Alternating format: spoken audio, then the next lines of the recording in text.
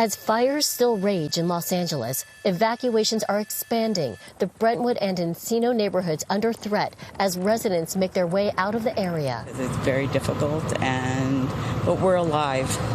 We're alive. The National Weather Service now issuing red flag warnings through Wednesday that encompass 10 million people from much of Los Angeles and Ventura counties and south to the Mexico border.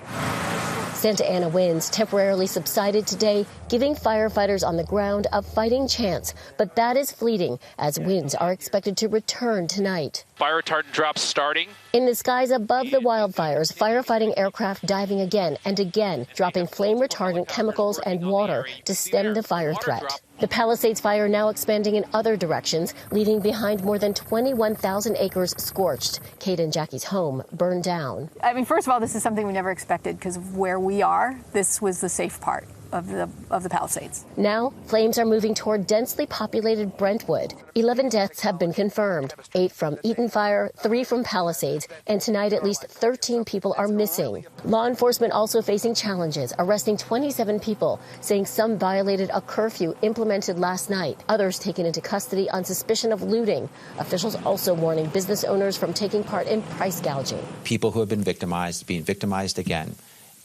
in contravention and in violation of the law against price gouging in California in the time of a natural disaster in a state of emergency. It's wrong. Today, California Governor Gavin Newsom doubling the amount of National Guard deployed in Los Angeles. The city announcing the ATF would lead a task force to investigate the cause of the Palisades fire. Pressed about what could have started the Eaton fire, officials say the investigation is fluid. We are not going to leave any rock unturned if this is a criminal act. Allison Cossack, ABC News, New York.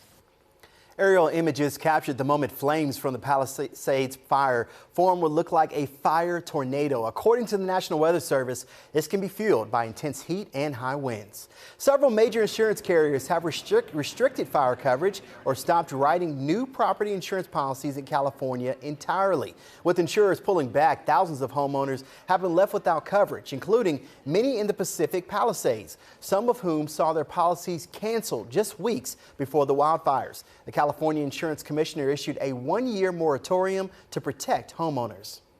I'm also calling on insurance companies to suspend any pending non-renewals and cancellations that homeowners received before these fires started. A spokesperson for the state's private stopgap fire insurance program says they're aware of misinformation circulating online about its ability to pay claims, but they intend to keep their commitments. Nexstar is partnering with the Red Cross to raise money for victims of the California wildfires. You can scan the QR code on the screen or go to WKRN.com to donate to victims.